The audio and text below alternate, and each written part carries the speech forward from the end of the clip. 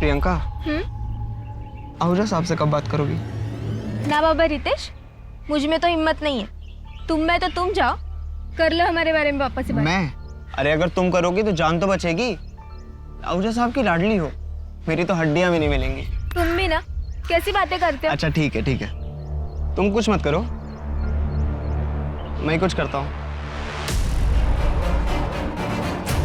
Sir कुछ नहीं।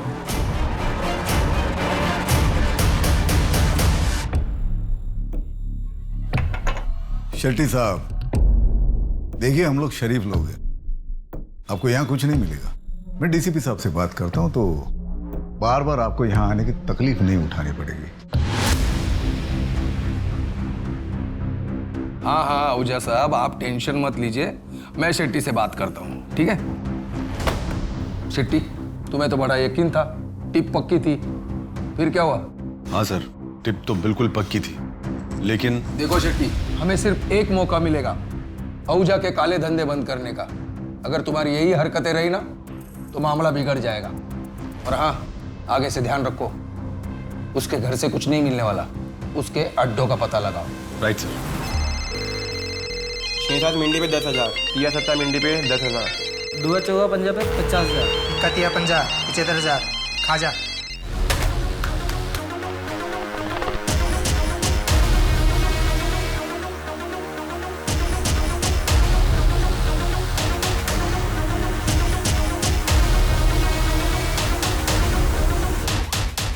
दुआ चौका पंजा खुला है।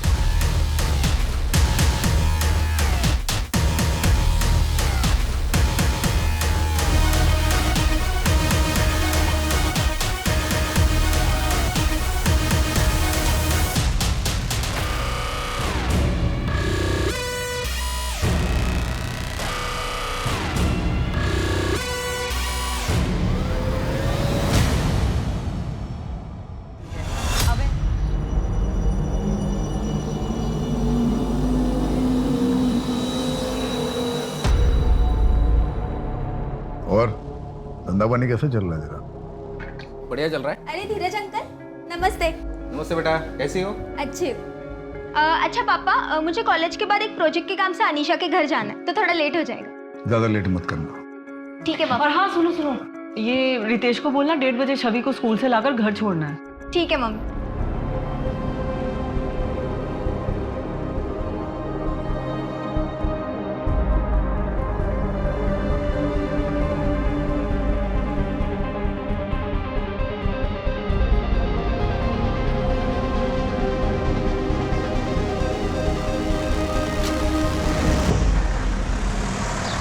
अजीत, मैं सोच रहा था कि प्रियंका की शादी अपने बेटे पीयूष के साथ करवा दे, कैसा रहेगा?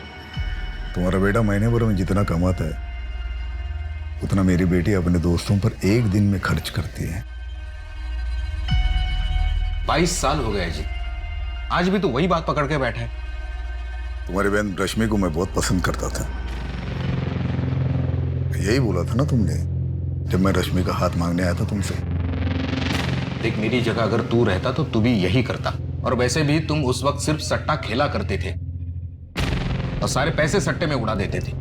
आज भी वही करता हूं मैं, फिर भी रिश्ता क्यों छोड़ना चाहते हो मुझसे? तो अच्छा ही हुआ ना, धीरज भाई साहब ने आपको मना कर दिया, वरना मेरा क्या होता।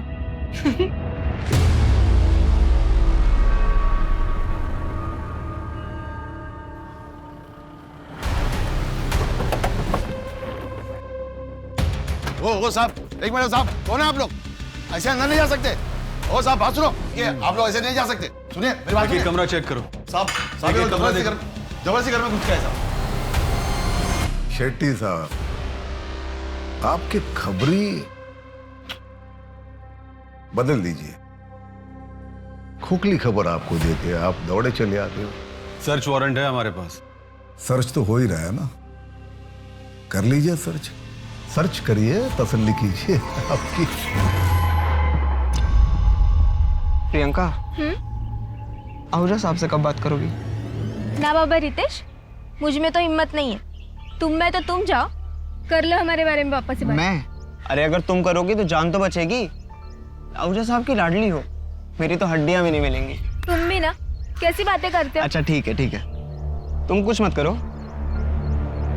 मैं कुछ करता हूँ। सर कुछ नहीं।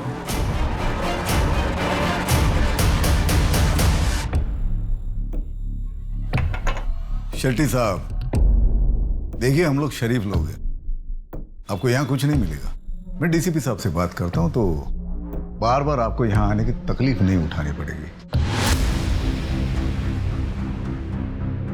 हाँ हाँ आहूजा साहब, आप टेंशन मत लीजिए, मैं शेट्टी से बात करता हूँ, ठीक है। शेट्टी, तुम्हें तो बड़ा यकीन था, टिप पक्की थी, फिर क्या हुआ? हाँ सर, टिप तो बिल्कुल पक्की थी, लेकिन देखो शेट्टी, हमें सिर्फ एक मौका मिलेगा आहूजा के काले धंधे बंद करने का। अगर तुम्हारी यही हरकतें रही ना तो मामला बिगड़ जाएगा।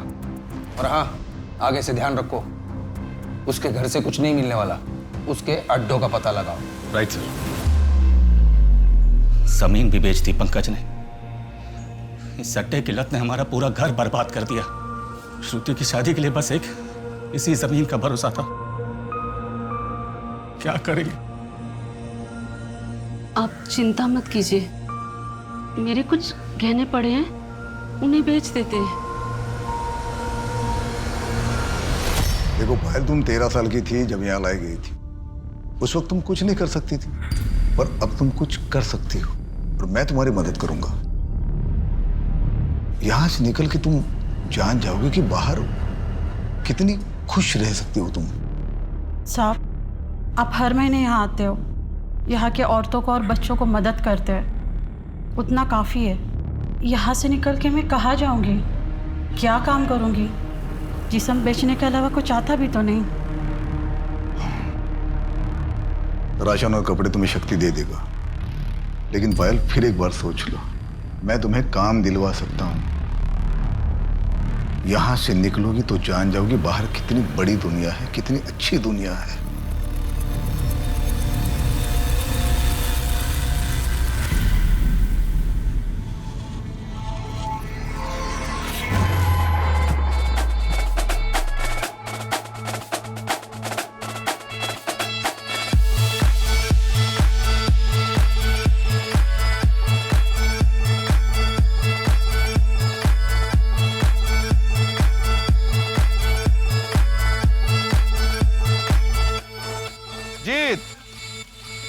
Congratulation. Thank you very much. अरे आज तो तेरे लिए डबल सेलिब्रेशन का दिन होगा। एक तो तेरी एनिवर्सरी और दूसरा इंडिया वर्ल्ड कप भी जीत चुकी। क्या हराया यार श्रीलंका को आज। सेलिब्रेट कर दो, चल चलो आओ।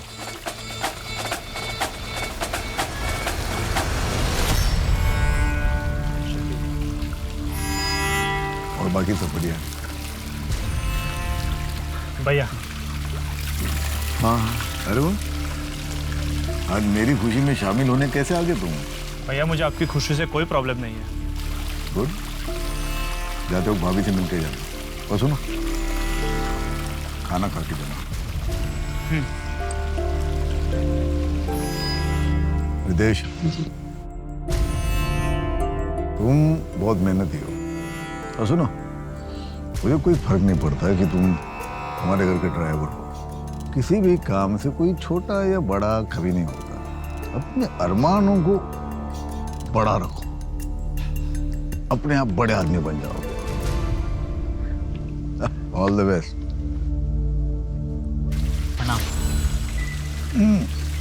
आहूजा साहब सुबह के लिए माफ़ी चाहते हैं। वो कहे ना कि शेट्टी साहब बताए बिना ही मुझे यहाँ लेकर आ गए। तुम्हारी बीवी प्रेग्नेंट है ना, और तुम्हारा ट्रांसफर रुकवाना है। Yes sir. बोल दिया मैंने, हो जाएगा। बहुत बहुत शुक्रिया, चलता हूँ। अरे ड्रिंक तो। पापा, मैं सोच रहा था कि एमबीए करने का क्या मतलब है? वैसे भी अपने बिजनेस में पढ़ाई की कोई ज़रूरत तो है नहीं। बेटा पढ़ाई जो है ना कभी वेस्ट नहीं जाती। मुझे पढ़ने का मौका नहीं मिला, तुम्हें मिल रहा है तो पढ़ो।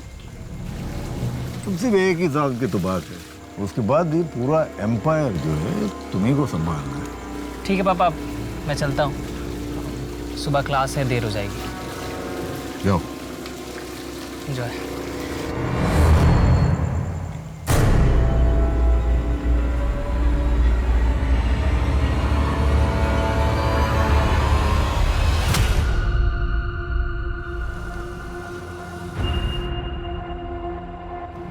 साहब आपने हमारे बेटे की जमानत की बात की है क्या?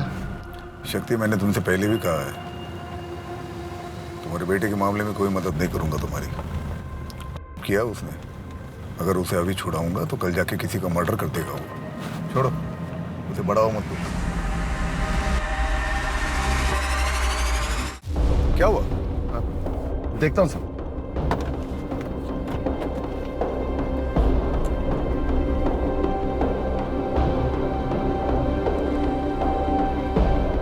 साहब गाड़ी गर्म हो गई है, पानी लेकर आता हूं।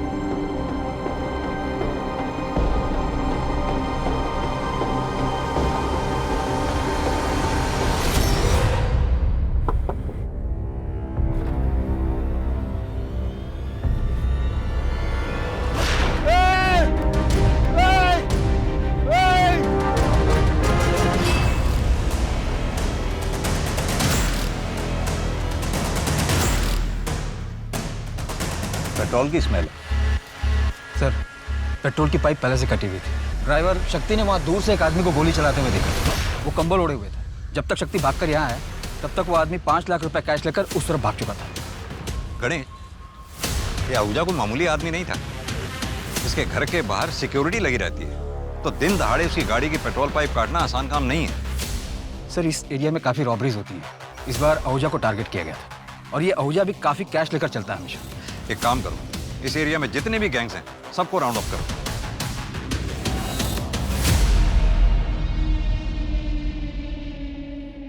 सर मैं क्लास में था, तभी मुझे शक्ति चाचा का कॉल आया। उन्होंने बताया पापा के बारे में। आखिरी बार कौन मिला था अजीत आहूजा से? सिद्धार्थ बाबा। रात को मैं आहूजा साहब के पास गया तो सिद्धार्थ बाबा जा रहे थे। वो हॉस्टल में रहते हैं ना।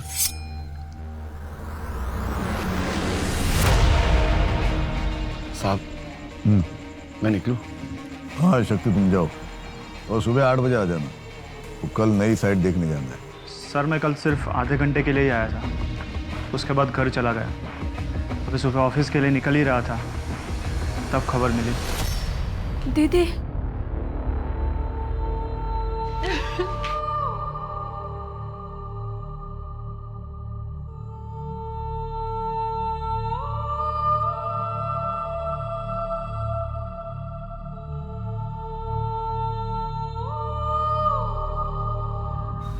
हरी राम, ये कुछ रुपए हैं, रख लो। अजीत साहब को तुम्हारे बेटे के बारे में सुन के बुरा लगा। उन्होंने कहा है कि उनसे जो भी हो सकेगा मदद करेंगे। कितने? जितने हैं ठीक हैं। फिलहाल 50,000 रुपए। अजीत साहब ने कहा है कि अगले महीने कुछ और भिजवा देंगे। कितना भिजवाएंगे? मेरे बेटे की जिंदगी की कीमत कितनी होगी? तुम बोलो शांति, कितना काफी होगा तुम्हारे लिए कि तुम्हारे बेटे पंकज की कमी पूरी होगी? जाइए, अजीत साहब को कहिए अपना धंधा संभाले। मैं अभी जिंदा हूं, मैं अपना परिवार संभाल लूंगा। चाहिए। नमस्ते। पैसे मेरे हैं, किस पे खर्च करने, कितने खर्च करने, उसका डिसीजन मैं लूंगा। और तुमको इसके पहले भी मैंने पैसे दिए थे ना, फालतू के बिजनेस में लगाए और डूब गए सारे पैसे। भैया वो पैसे मेरे भी हैं, मैं कोई अय्याशी नहीं करता हूँ। बस इस नरक से निकलना चाहता हूँ, खुद का लीगल बिजनेस शुरू करना चाहता हूँ, ताकि अपने फैमिली को अपनी ईमानदारी से कमाए हुए पैसों से पाल सकूं। ईमानदारी से कमाए हुए पैसे जिन्हें तुम उस बिजनेस से कमाओगे जिसमें अपने भैया के इलीगल बिजनेस का पैसा लगाओगे। आप बीच में मत बोलिए भाभी। वैसे ही आप मुझे इस घर से निकालने में कामयाब तो हो चुकी हो, अभी क्या भैया की जिंदगी से निकालना चाहती हो? फालतू बात मत करो, निकल जाओ यहाँ से, निकल जाओ।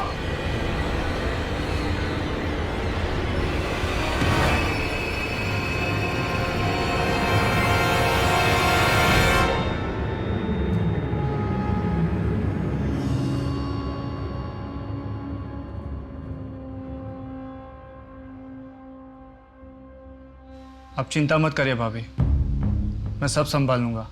बिजनेस को, बच्चों को, सबको संभाल लूंगा। सिद्धार्थ जब अपनी MBA पूरी कर लेगा, मैं खुद ही उसे बिजनेस सौंप दूंगा। मैं वापस नहीं जा रहा MBA करने, वो तो पापा की इच्छा थी इसलिए मैं कर रहा था, और अब पापा ही नहीं रहे। 13वीं तक तो रुक जाते तुम लोग, दुखी होने का थोड़ा दिखावा ही कर लेते।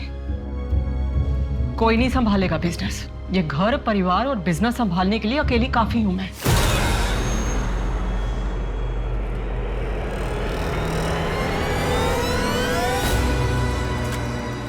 सर, मुझे अजीत आहूजा की फैमिली के हर मेंबर को इंटेरोगेट करना होगा, साथ ही उससे जुड़े लोगों को भी। इसके लिए मुझे स्पेशल परमिशन चाहिए होगी सर, क्योंकि इसमें काफी बड़े नाम और पॉलिटिशियंस भी हैं। कोई जरूरत नहीं है ज्यादा खुरेदने की। थोड़ी बहुत इंक्वायरी करो और जल्द से जल्द ये केस बंद कर दो। वैसे भी तुमने एफआईआर में रॉबरी और मर्डर ही लिखा है ना? क्राइम सीन को देखकर तो यही लगा है सर। जिसने भी किया अच्छा काम किया है, समाज के वायरस को खत्म कर दिया। ऐसे क्रिमिनल्स का तो एनकाउंटर कर देना चाहिए था, किसी और ने हमारा काम कर दिया। अब तुम इस केस को जल्द से जल्द बंद कर दो।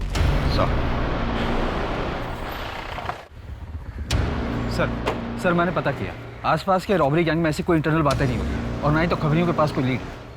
अजीत आहूजा पे अटैक हुआ है, कोई भी रॉबर इस बारे में बात करने से कतराएगा। अपने खबरी नेटवर्क को एक्टिव रखो, कभी तो पता चलेगा किसने अटैक करवाया। पेट्रोल का पाइप कटा हुआ था, यही बात मुझे खटक रही है। अब या तो कोई घर का स्टाफ हो सकता है या फिर कोई जानने वाला जो मर्डर के एक रात पहले उस पार्टी में वहां मौजूद था। सर ये पार्टी के कुछ फोटोग्राफ्स हैं, ये देखिए।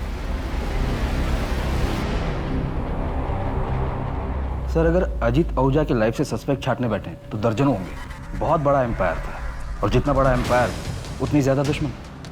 तो घर से शुरू करते हैं। वाइफ सुमन, भाई वरुण, बेटा सिद्धार्थ, बेटी प्रियंका और ये दो स्टाफ शक्ति और रितेश। सर ये एक बेटी भी है, छवि, एडॉप्टेड है, मैंने पता किया। ब्रॉथल से रेस्क्यू करके लाया गया था इसे।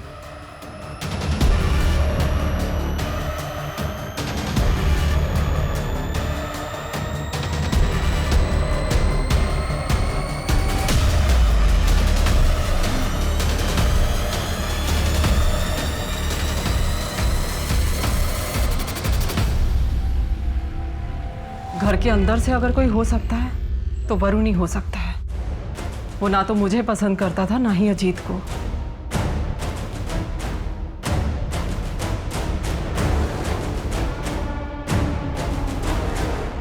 सारी दुनिया जानती है आपके हस्बैंड अजीत आहूजा इंदौर के सट्टे के बिजनेस के बादशाह थे। खैर, हम यहाँ सट्टे के बिजनेस की नहीं, आपके हस्बैंड के मर्डर की इंक्वायरी करने के लिए आए हैं। मुझे कोई एफआईआर नहीं करवानी। मेरे पति के जाने के बाद पूरा परिवार बिखर चुका है मेरा। मुझे अपने घर को संभालना है। ये इन्वेस्टिगेशन के चक्करों में नहीं पड़ना मुझे। आप चाहें तो केस को क्लोज कर सकते हैं। सुमन जी, ये केस तो अब तभी क्लोज होगा जब हत्यारा सलाखों के पीछे होगा। हाँ तो ठीक है, फिर कीजिए अपनी ड्यूटी, ढूंढिए हत्यारे को, लेकिन मुझसे किसी भी तरह की मदद की कोई उम्मीद मत रखिएगा। एक बात पूछूं आपसे, आप अपने हस्बैंड की मौत पे उतना दुखी नहीं लग रही जितना होना चाहिए। शोक मनाने का वक्त नहीं है मेरे पास। क्या उम्मीद करते हैं आप मुझसे? रोऊं, महीनों तक सदमे में पड़ी रहूं?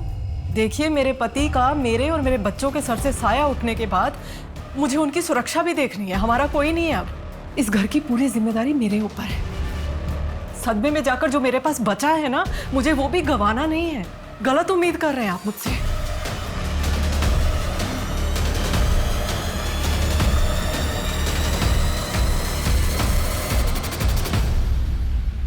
कौन हो सकता है इस मर्डर के पीछे? शतरंज का कोई ऐसा खिलाड़ी, शायद डीसीपी सर भी उसके प्यादे हैं।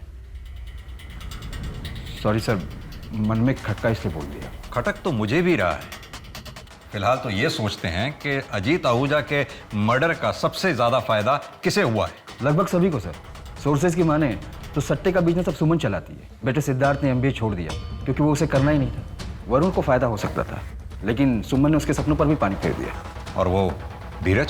सर वो तो बचपन का दोस्त है, कॉर्पोरेटर है। अजीत पहले उसके लिए काम किया करता था और पिछले 10 सालों में अजीत ने धीरज को पैसों से काफी मदद की है। यानी कि जिस धीरज की वजह से पिछले 10 साल से अजीत आहूजा का घर चल रहा था, आजकल वो अजीत आहूजा का कर्जदार है। जी सर।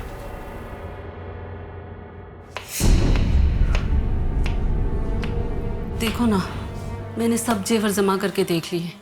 अगर इन्हें बेचें तो कुल मिला के 1.5-2 लाख से ज्यादा नहीं मिलेगा। पता नहीं तेरे पापा कैसे कह रहे हैं कि इसमें सब कुछ हो जाएगा। उस दिन आहूजा साहब ने जो पैसे भेजे थे वो ले लेते तो अच्छा ही होता।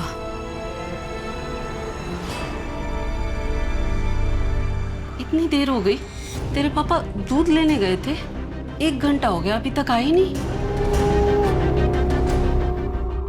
शेट्टी साहब, आपने अजीत के इतने ठिकानों पे छापेमारी की, इतनी एक्यूरेट इंफॉर्मेशन आपको मिलती कहां से थी? हमारे अपने सोर्सेज होते हैं और आप तो अच्छी तरह जानते हैं हम अपने सोर्सेज कभी रिवील नहीं करते। और आप डायरेक्टली डीसीपी सर को रिपोर्ट करते हैं? बिल्कुल। अजीत के मर्डर की प्लानिंग इतनी बारीकी से की गई थी, और यह काम वही कर सकता है जिसे कानून और सबूतों के बारे में बहुत बारीकी से जानकारी है। या तो वो पुलिस का कोई आदमी हो सकता है, या फिर कोई हिस्ट्री शीटर या हार्डकोर क्रिमिनल। आपकी नजर में भी तो कोई रॉबर्स का गैंग होगा ही जिसे आपने गिरफ्तार किया हो और जो अब बेल पे बाहर हो। आपका इशारा किस तरफ है चौधरी साहब? मैं बस सोच रहा हूं कि ये क्राइम एक परफेक्ट क्राइम। कोई भी क्राइम परफेक्ट नहीं होता। हाँ, हमें खोदना पड़ता है। एक आदमी था हरिराम, उसके लड़के ने सुसाइड कर लिया। सट्टे में अपना सब कुछ गंवा चुका था। उसके बाद हरिराम ने भी सुसाइड कर लिया, और हरिराम की तरह न जाने कितने परिवार अजीत आहूजा की वजह से बर्बाद हो गए। जो होता है अच्छे के लिए होता है। समाज के लिए खतरा था अजीत आहूजा। समाज के लिए खतरा अजीत आहूजा नहीं, उसका कारोबार है जो अब भी चल रहा है। मुझे इस बात का दुख है कि शतरंज के इस खेल में शह और मात देने के बावजूद, राजा के मरने के बावजूद, ये खेल आज भी चालू है। क्योंकि राजा की इस गद्दी पर अब एक रानी बैठी हुई। दुआ नवा मिंडी। ये मिंडी क्या होता है?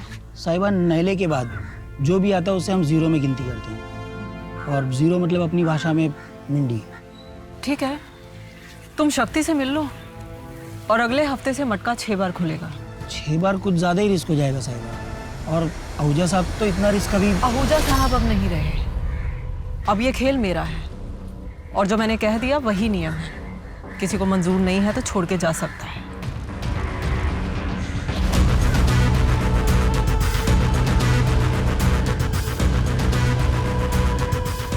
एक दिन ही हम सबको ले डूबेगी।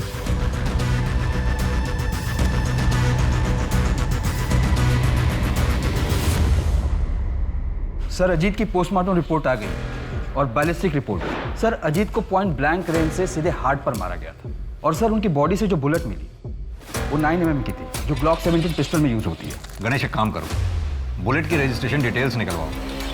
हालांकि पता चलना तो बहुत मुश्किल होगा, क्योंकि कोई भी रॉबर्स रजिस्टर्ड गन तो इस्तेमाल करेंगे नहीं। सर, हो सकता है इन सबके पीछे वरुण आहूजा का हाथ, उसने किसी गैंग को हायर किया हो। लेकिन मुझे लगता है इस शतरंज के खेल में बादशाह को मात देने वाला वजीर कोई और ही है। ये मेरी पिस्तौल रजिस्टर्ड है, पर ये क्यों चाहिए आपको? क्योंकि अजीत आहूजा के ऊपर जो गोली चलाई गई थी वो ग्लॉक 17 पिस्टल से ही चलाई गई थी। ये पिस्तौल किसी के पास भी हो सकती थी, भैया के पास भी थी। इनफैक्ट भैया ने सिद्धार्थ को ग्लॉक 17 पिस्तौल ला कर दी थी। वो भी कातिल हो सकता है। इनफैक्ट घर का कोई भी मेंबर कातिल हो सकता है। आप वो औरत सुमन से जाके क्यों नहीं पूछते? बहुत पहुंची हुई औरत है, मिडिल क्लास फैमिली से थी। भैया बिहा कर उसे लेकर आए थे। 2 साल में अपनी औकात बताना शुरू कर दी। शक्ति से पहले जो ड्राइवर था उसके साथ रंगे हाथ पकड़ी गई थी। भैया उसके प्यार में थे, माफ कर दिया। आज भैया तो नहीं रहे, पर वो राज कर रही है, करोड़ों के कारोबार की अकेली मालकिन। ये लो, लाइसेंस वाली है। 2 लाया हूं, एक तुम्हारे लिए और एक तुम्हारे भाई सिद्धार्थ के लिए। अपनी बेटी को कोई गन गिफ्ट करता है क्या? मुझे नहीं चाहिए ये, आप ही रखिए। और पापा टेंशन मत लीजिए, मुझे कुछ नहीं होगा। आप ही रख लीजिए ना इसे, मुझे तो आपकी चिंता लगी रहती है। मुझे कुछ नहीं होगा, तुम लोग सेफ रहोगे ना, मुझे कोई टेंशन नहीं। सिद्धार्थ की पिस्टल पिछले हफ्ते पॉलिशिंग के लिए दी थी, और ये रही उसकी रसीद। शक्ति चाचा, चाचा कहाँ हो आप? आ रहा हूँ बेटा, बाथरूम में हूँ। हाँ चाचा जल्दी आओ, ये मम्मी ने कुछ पैसे और कपड़े भेजे।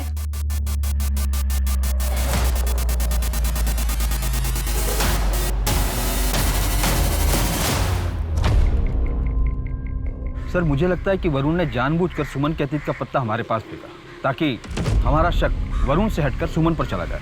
लेकिन वरुण कह तो सही रहा है। अजीत आहूजा के जाने के बाद उसका सारा बिजनेस सुमन ने ही संभाल रखा, जिसे सबसे ज्यादा फायदा भी हुआ। अब जानना यह है कि सुमन का जिसके साथ अफेयर था वो ड्राइवर कौन था और वो अब कहाँ है। सर मैं पता लगाता हूँ। इस सट्टे के बिजनेस में कोई नया खिलाड़ी? ऐसा तो कोई सामने नहीं आया। एक एम्प्लॉय है ब्रिजेश, मैंने उससे भी बात की पर उसकी तरफ से भी कोई खास जवाब नहीं आया। सर बिजनेस में राइवलरी तो होते रहते हैं, जो कि आम बात है। कोई नया बुकी जो ज़्यादा एम्बिशियस हो? भैया सारा सट्टा तो आप अपने में ले लेते हो, हमें भी कुछ करने दो ना, हमें भी कमाने दो। अजीत भाई का ऑर्डर है, 1000 से ज़्यादा की बुकिंग कोई बुकिंग नहीं लेगा। इतना ज़्यादा मत उड़ो, जितने का बिजनेस दे रहा हो ना उसमें खुश रहो। एक्सक्यूज मी सर, प्रियंका का फोन। स्पीकर ऑन करो। हाँ प्रियंका बोलो। सैलरी तेरी 10,000 रुपए है, तेरे घर में इतने पैसे आए कहाँ से? अजीत साहब को मारने के बाद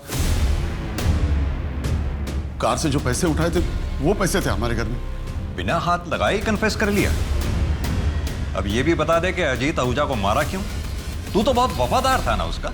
क्या सिला मिला 15 साल की वफादारी का? पैसों की जरूरत थी हमको, बेटे की जमानत करवानी थी। अजीत साहब हर अनजान आदमी की मदद किया करते थे, पर जब हमको जरूरत पड़ी तो साफ मना कर दी। उनको मारने से पहले भी हम बहुत हाथ जोड़े उनके पास जाके, किस हमारी मदद कर।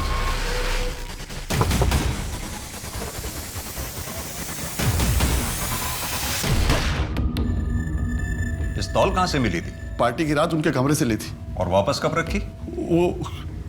वापस जब अजीत आहूजा को हॉस्पिटल ले जाया गया? नहीं, तब तो तुम पूरा दिन हॉस्पिटल में रहे होंगे और घर पे पुलिस मौजूद थी। तो फिर अगले दिन जब अजीत आहूजा का दाह संस्कार हुआ या फिर कल? आपको आपका कन्फेशन मिल गया ना, फिर आपको क्या चाहिए? हमने पिस्तौल कब रखी थी हमको याद नहीं। केस को बंद कर दो चौधरी, ऊपर से बहुत प्रेशर है। लेकिन सर शक्ति सिंह ने अभी तक जवाब नहीं दिया है उसने पिस्टल कब वापस रखी थी। लेकिन उसके पास इस बात का तो जवाब है ना कि वो पिस्टल कब और कहां से ली थी। उसके पास एक्सेस था, मोटिव भी था और स्पॉट पे वो मौजूद भी था। तो ओपोनेंट शट केस है चौधरी। तुम चार्जशीट तैयार करो, मैं मीडिया को इन्फॉर्म करता हूं। लेकिन सर मुझे पूरा यकीन है शतरंज के खेल में शक्ति सिंह सिर्फ एक प्यादा है, असली खिलाड़ी कोई और ही है। तुम्हारे पास प्रूफ है? अभी तो नहीं है सर, लेकिन then close the case Chaudhary. Ajit का किलर है हमारे पास, और क्या चाहिए तुम्हें? क्यों किया चाचा आपने ऐसे? मजबूर था, कभी कभी कुछ चीजें अपने बच्चों के लिए करनी पड़ती।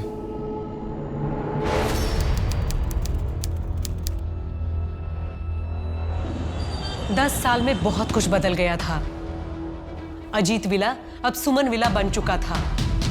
कल तक सट्टे की दुनिया में एक राजा राज करता था, अब एक रानी राज कर रही है।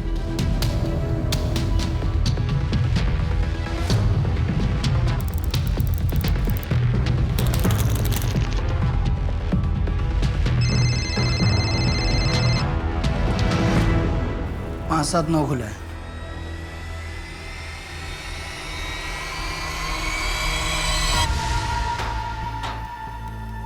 देखो अभी 6 महीने हो चुके हैं तुम्हें धंधे में। एक काम करो, तुम्हारे अंडर जितने भी छोटे मोटे बुकी हैं सबका लिमिट 100 का कर दो और उसके ऊपर का जितना भी लिमिट है तुम खा जाओ। तो अगर किसी ने 100 से ज्यादा का गेम लगाया तो उसका पूरा पैसा मेरे पास आएगा? रिस्क भी बड़ा होगा। लेकिन तो अगर पाने में 1 लाख लगाया और नंबर निकल गया तो? 1 लाख का 8 करोड़ देना पड़ेगा तुम्हें, और वो लोकल बुकी के सर पे नहीं रहेगा। अरे प्रियंका, तुम्हें ऑफिस छोड़ना था ना? हाँ मम्मी जी, मैं ऑफिस के लिए निकल रहा हूँ। ओके चलो मम्मी निकलती हूँ।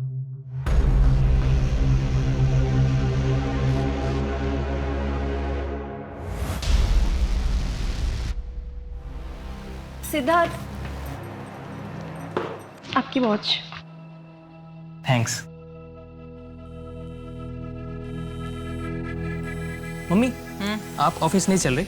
हिसाब किताब पूरा गड़बड़ है तुम्हारा, इसे चेक करके शाम को आएंगे।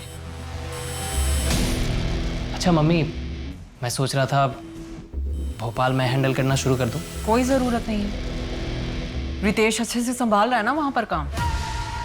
तुम पहले ये इंदौर का एक इलाका तो संभाल लो ठीक तरह से, बाद में पैर पसारना। क्या हिसाब किया है तुमने?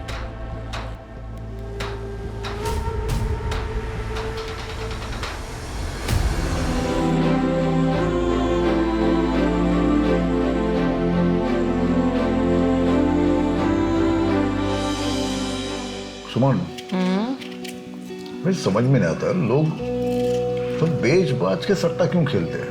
लत है अजीत साहब, लत बड़ी बुरी चीज होती है। और प्लेटफॉर्म तो आपने ही दिया है ना उन्हें, खेलेंगे क्यों नहीं? और वैसे भी इसी लत के दम पर तो आप अपना साम्राज्य चला रहे हैं। अरे भाई मेरा बिजनेस है, मैं थोड़ी ना किसी को धमका के सर पर गन लग के जबरदस्ती कर रहा हूँ। भाई आओ सट्टा खेलो। बहुत पैसे कमा लिए ना, अब एक काम करते, सब कुछ छोड़ छाड़ के या फिर किसी और के हवाले करके किसी और जगह चलते हैं। देहरादून। देहरादून पहले से सोच के रखा है क्या? आप वहां पर आराम करना और मैं पॉलिटिक्स ज्वाइन करूँ।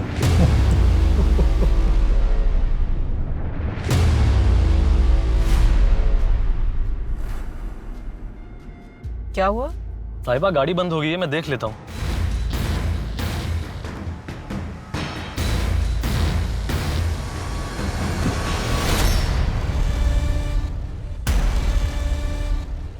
गाड़ी को भी यही खराब होना था।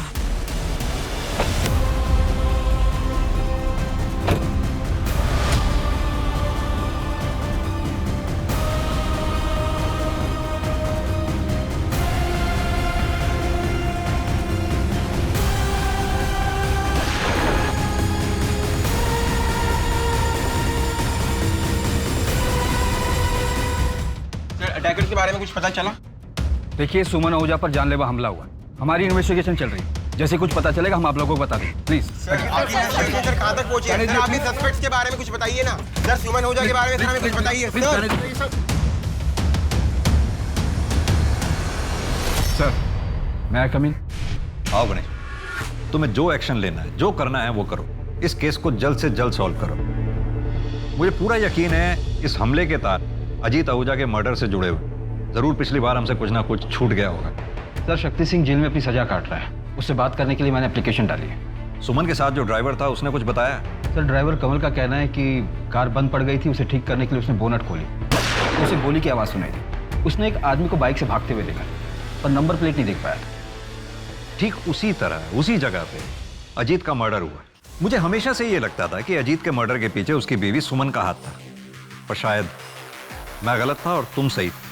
इस सब के पीछे वरुण ही होगा। वही एक ऐसा है जो इस शतरंज के खेल का किंग बनना चाहता था और बाजी क्वीन मार ले गई। और अब 10 साल बाद वरुण ने फिर वही खेल खेला। लेकिन सर, अब मुझे नहीं लगता, अगर वरुण को गद्दी चाहिए थी तो उसने 10 साल इंतजार क्यों किया? तुम पहले शक्ति सिंह से बात करो, क्या पता 10 साल बाद अब वो सच्चाई बता दे। नीरज, लड्डू तो बहुत अच्छा है। शक्ति भाई, आपको कुछ पता चला क्या? आपके आहूजा साहब की बीवी के ऊपर हमला हुआ है। सूत्रों की माने तो सुमन आहूजा की हालत बहुत नाजुक है। हालांकि पुलिस और डॉक्टर अभी मीडिया से कोई भी बात नहीं कर रहे हैं।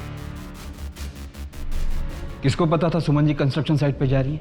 मम्मी अपने शेड्यूल के बारे में किसी को नहीं बताती थी और ड्राइवर को भी वो गाड़ी में बैठने के बाद ही बताती थी। दीदी दीदी, मम्मी कैसी है? ठीक है ना मम्मी?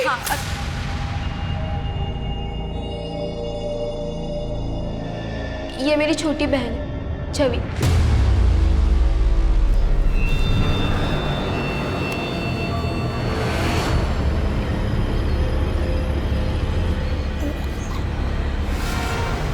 शक्ति सिंह मरा नहीं, मारा गया। उसे मारकर एक और राज दफन किया गया। पर सुमन अभी जिंदा है, वो ठीक होकर जरूर पलटवार करेगी। सर, शक्ति सिंह का जेलमेट नीरज है, कल ही उसे बेल मिली और कल ही उसने अपने घर से आए लड्डू शक्ति सिंह को खिलाए थे। इस नीरज की बेल किसने कराई? उसकी वाइफ ने। अब वो अपने गांव चला गया। ट्रैक करो, उसे फौरन उठा के ले आओ। वो सुमन को जो बुलेट लगी थी उसकी बैलिस्टिक रिपोर्ट आई क्या? जी सर, सेम पिस्टल, ग्लॉक 70। 10 साल पहले अजीत आहूजा भी इसी तरह से मारा गया था, तो क्या समझे? इतिहास अपने आप को दोहरा रहा है। सर मुझे लगता है कि सुमन पर हुए अटैक के जड़ तक पहुंचने के लिए हमें अजीत के मर्डर केस की फाइल को फिर से ओपन करना होगा। इस शतरंज के खेल में पिछले 10 साल से लेकर आज तक जितने भी मोड़े हैं सबको फिर से टटोला। शायद सुमन के केस की वजह से हम अजीत आहूजा के मर्डर केस को सही मायने में क्लोज कर पाए। सर ये सेंट्रल जेल के विजिटर लिस्ट की कॉपी है। पिछले 10 साल में कौन कौन ड्राइवर शक्ति सिंह से मिलने आया था, इसमें सबकी एंट्री है। मैं शक्ति से मिलने इसीलिए जाता था ताकि अजीत भैया के असली कातिल का पता लग सके। वो तुम ही थे ना जिसने शक्ति सिंह की बेटी की बेल कराई और फिर अजीत को मारने के लिए कहा। सुमन पर अटैक भी तुमने ही करवाया था और शक्ति को भी अपने रास्ते से हटा दिया। तुम्हारे सच्चाई का आखिरी सबूत हो शक्ति सिंह, उसे भी खत्म करवा दिया तुमने। आप लोगों को सुमन का असली चेहरा नहीं दिख रहा है? वो शराफत का चोला पहने हुए एक नागिन है और उसी के जैसे उसके बच्चे भी हैं।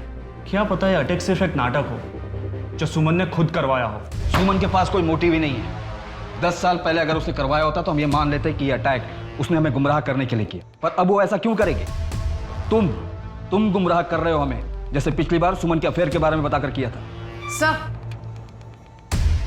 इनका लॉयर आया है। गुमराह तो आप लोग खुद हो पिछले 10 सालों से।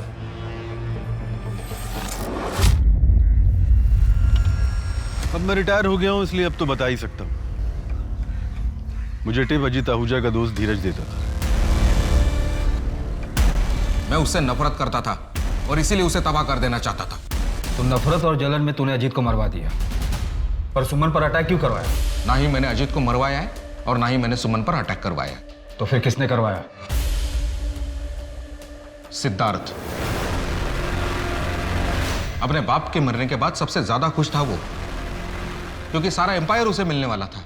लेकिन तभी सुमन ने कमान संभाल ली और सिद्धार्थ वही का वही रह गया। अब अगर सुमन को कुछ हो जाता है तो आप ही बताइए, इसमें सबसे ज्यादा फायदा किसका होगा? सर सुमन को लगी गोली जिस ग्लॉक 17 पिस्टल से चलाई गई थी वो 5 महीने पहले ही चोरी हो गई। भोपाल की राय फैमिली ने इसकी कंप्लेंट भी लिखवाई थी। यानी सुमन पे किए गए हमले की तैयारी 5 महीने पहले से चल रही थी, या फिर शायद सुमन पर हमले की बिसात 10 साल पहले ही बिछाई गई थी।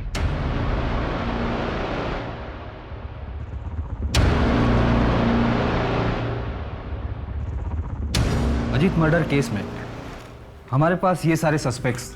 इन सस्पेक्ट्स में थे सुमन हमारी मेन सस्पेक्ट थी, लेकिन वो अब विक्टिम हो गई। बाकी बचे ये लोग। सर 2 सस्पेक्ट्स और भी हैं। पहली छवि सुमन और अजीत की अडॉप्टेड बेटी, और दूसरा रितेश जो कि प्रियंका आहूजा का हस्बैंड है, जो 10 साल पहले उसका ड्राइवर था। सर फिलहाल इस फैमिली में यही 2 लोग हैं जो ब्लड रिलेटिव नहीं है। इस छवि को तो रेस्क्यूड कराया गया था ना ब्रॉदल से। अजीत और सुमन ने उसको अच्छी जिंदगी दी, सब कुछ दिया, फिर वो सुमन पर अटैक क्यों करवाएगी? इनफैक्ट अजीत के मर्डर के समय तो ये छवि 10 से 12 साल की रही होगी। नहीं गणेश, ये पॉसिबल नहीं है। पता नहीं सर, पर मुझे छवि और रितेश दोनों खटक रहे हैं। तो फिर फील्डिंग लगाओ, देखें क्या हाथ लगता है। अरे ये आपका वॉलेट। छवि के एडमिशन का कुछ हुआ? थोड़ा डोनेशन देना पड़ा लेकिन हो गया है। मैंने चेक दे दिया है। चेक? हाँ वो आपके ब्लैंक चेक साइन किए हुए पड़े हुए थे ना मेरे पास। देने से पहले एक बार पूछ तो लेती। उसके बैकग्राउंड की वजह से दिक्कत आ रही थी बहुत ज्यादा, इसलिए दे दिया मैंने चेक। हो गई एडमिशन अभी। मैंने लॉयर से बात की है, एडॉप्शन की कुछ फॉर्मेलिटी तो पूरी करनी है, वो जल्दी पूरी कर लेंगे हम लोग। सर सुमन आहूजा से लेटेस्ट सभी के कॉल रिकॉर्ड्स मैंने स्टडी कर लिए हैं। इसके अलावा कुछ भी सस्पिशियस नहीं है। उठाओ इसे। जी सर।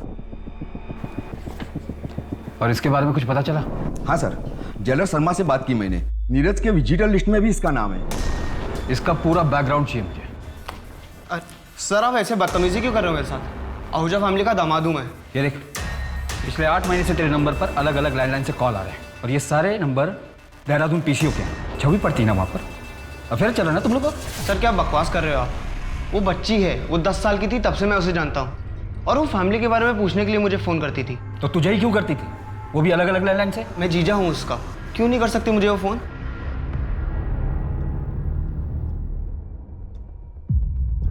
क्या ये छवि आहूजा आपकी बेटी है? हाँ साहब, क्या हुआ? देखो पायल, तुम 13 साल की थी जब यहाँ लाई गई थी। छवि मेरी ही बेटी है। सब ठीक तो है ना? आप लास्ट टाइम कब मिली थी? कुछ 1 साल पहले मिली थी। मम्मी, मुझे ये सब कुछ अच्छा नहीं लगता। क्या अच्छा नहीं लगता? ये महंगे कपड़े, अच्छी लाइफ, बड़ी गाड़ी, अच्छा कॉलेज, क्या अच्छा नहीं लगता तुझे? बोल बेटा। वो घर मानुस तो है, पर मेरी छवि की जिंदगी तो बन गई वहां पे। आहूजा फैमिली में छवि को कोई परेशानी थी? नहीं, ऐसा कुछ तो नहीं बताया उसने मुझे। जब सुमन छवि को यहाँ से लेकर गई तो क्या उस घर में छवि के साथ कुछ गलत हुआ था? शक्ति सिंह के जेल में नीरज के विजिटर लिस्ट में तुम्हारा नाम है। क्यों जाती थी उससे मिलने? अपनी मर्जी से घर की एक चीज नहीं खरीद सकते। सब कुछ दिया है तुम्हारे बाप ने, लेकिन आजादी नहीं, खुशी नहीं।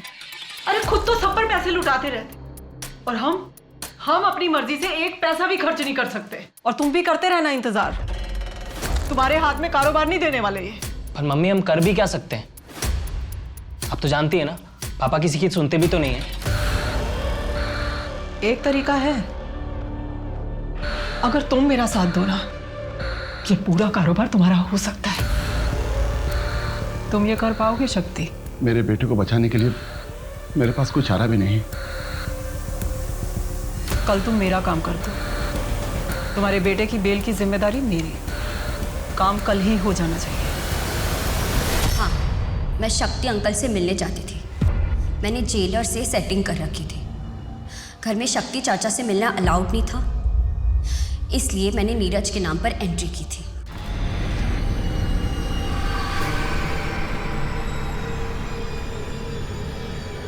शक्ति ने तुम्हारे पिता अजीत आहूजा का मर्डर किया, फिर भी तुम उससे मिलने जाती थी। क्या उनके मर्डर की वजह तुम थी? नहीं। तो तुम्हें पता है उनका मर्डर किस वजह से हुआ? किसने मरवाया था उन्हें?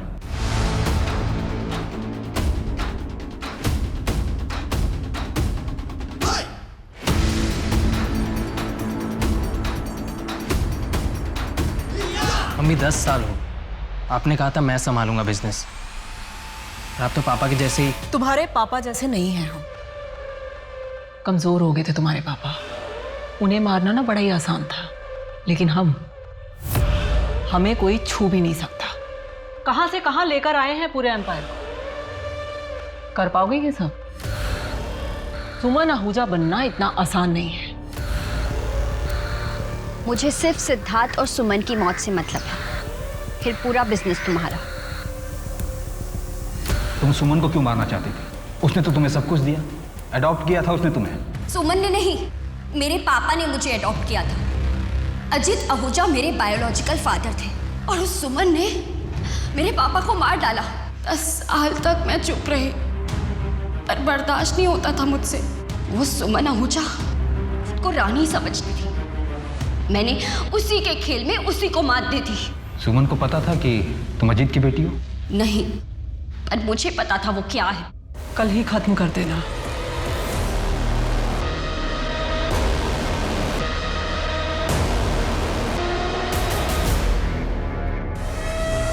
पुलिस ने सुमन आहूजा अटैक केस के साथ साथ अजीत आहूजा मर्डर केस को भी सुलझा लिया है। अजीत आहूजा मर्डर केस में सुमन आहूजा को अरेस्ट कर लिया गया है। क्या अब इसके साथ ही आहूजा सट्टे के बिजनेस पे रोक लगेगी? ड्राइवर शक्ति की भी हत्या जेल में सिद्धार्थ आहूजा ने सुपारी देकर करवाई थी। बैठो।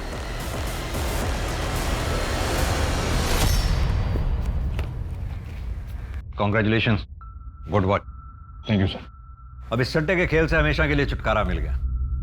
राजा रानी दोनों को शय और मात। हाँ सर, इस बार कोई वजीर ना राजा की गद्दी पर बैठ जाए।